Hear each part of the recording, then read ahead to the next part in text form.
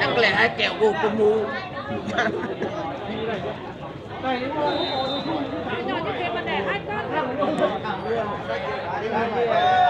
sàm con nước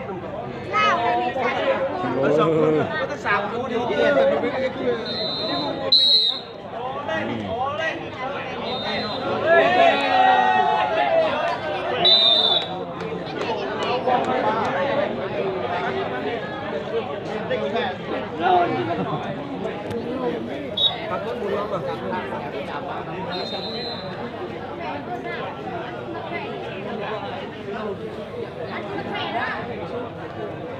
đừng khỏe lắm đây, đừng có ăn không khỏe đi à.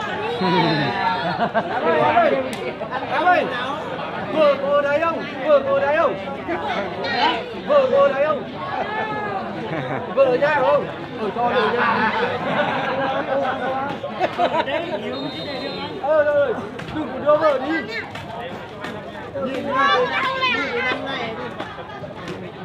Đây có em nhiều cho vợ đi.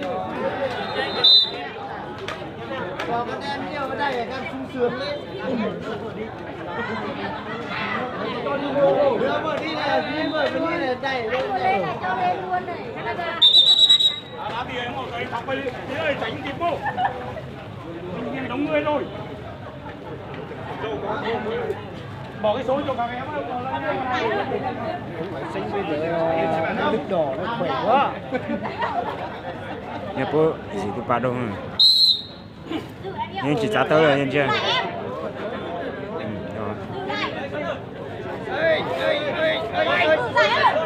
nhỏ lại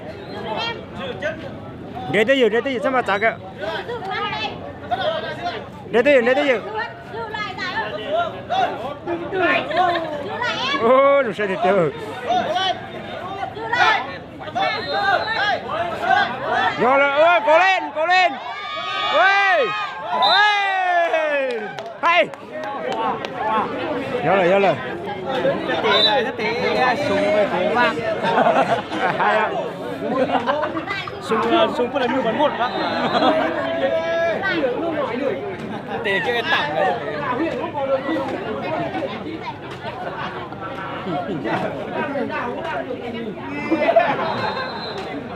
Ôi rồi thịt tế rồi cuối cùng đây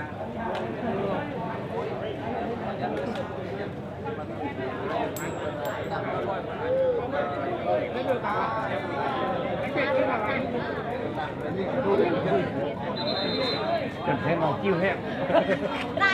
Chiêu thôi cho sư đi. Tập cho sư đi.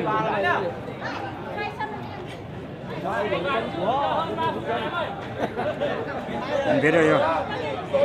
Bên này trơn ạ. Bên này trơn mà. Bên này trơn còn trúng được.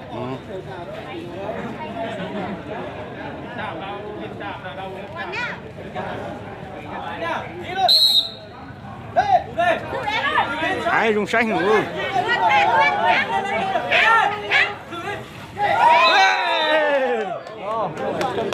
Hết quá mà.